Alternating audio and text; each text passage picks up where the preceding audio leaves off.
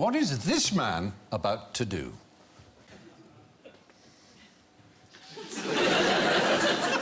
It's to do with our theme, one of our I words. Invisible. Yeah, that... I mean, if I was going to say they're going to turn invisible, you're going to get terribly excited and imagine they're going to disappear completely. But nonetheless, it is technology that is on the way to invisibility. It certainly creates a transparent coat, as you will see. That's not a post. That's not a post effect. That is happening in real time. That's being filmed there.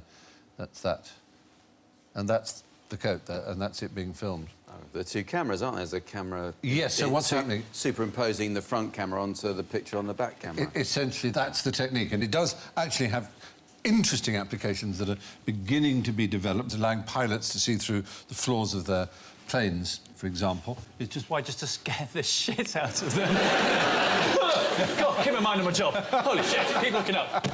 That could be the reason. That could be the reason. But, yeah, I mean, it's quite a good effect, isn't it? He's called Professor Susumutachi, and the cloak is made of a material called retroreflectum. And as Jack rightly spotted, it's projecting an image onto itself of what is behind the wearer. The computer generates the image that's projected, so the viewer effectively sees through it. That would really screw them up at airports, wouldn't it? Oh, wouldn't that be very odd? Go through security. One of those. It'd be great for talking to boring people. You could just look straight through them. What's going on behind them? Yes. I mean, cloaking technology, as we know, is at its... It's at an early stage. The Romulans have it, I believe. Harry Potter. Yeah. Ron Weasley's car can go invisible. Ron Weasley's dad's Ford Anglia. Ford Anglia, yes. Can go invisible. That's true. But that does wear the battery out. Yes, exactly. And Harry has an invisibility cloak. Invisibility cloak. There are some quite interesting technologies that make things invisible, which have some limitations. One is that it's only in infrared.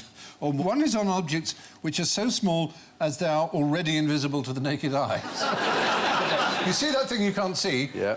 Ta-da! I've just made it invisible. That kind of doesn't really work, does it? Interestingly, of course, in nature, they've got round this problem, not exactly of invisibility, but of, well, there is camouflage. Chameleons and changing Jane, I saw an octopus once, and it appears to change the colour of its skin and just looks like a rock. Yes. Amazing to watch. Yeah, and other cephalopods, notably the Hawaiian bobtail squid, like your octopus, can camouflage itself. But the one thing that might give you away if you camouflage yourself is your shadow. And this clever chap can even make his shadow invisible. What, he's got iridescence Yeah, that he can use to light behind him. Very good, quick mind, you're absolutely right. He ingests bioluminescent food that goes into his stomach, and his stomach controls, by the use of oxygen, how much the bioluminescent food in his stomach shines, and it shines out and casts a light over his own shadow, thus dispelling it. It's a lot of bother to go to, though, isn't it, to be honest? It's a magnificent piece of evolution, really.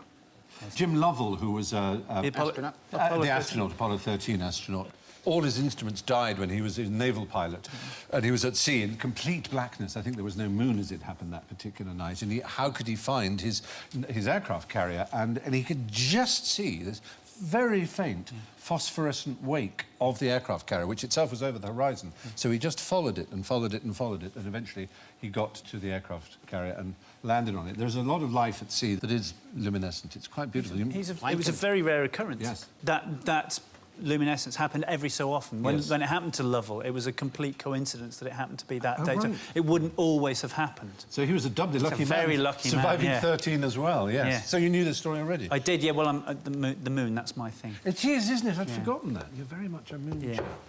Okay, extra points all the way to Chris Addison. We're beginning to get a little bit humiliated by him. Yeah, might as well. Thank you for watching. Do remember to subscribe to the QI channel and click here to watch more videos.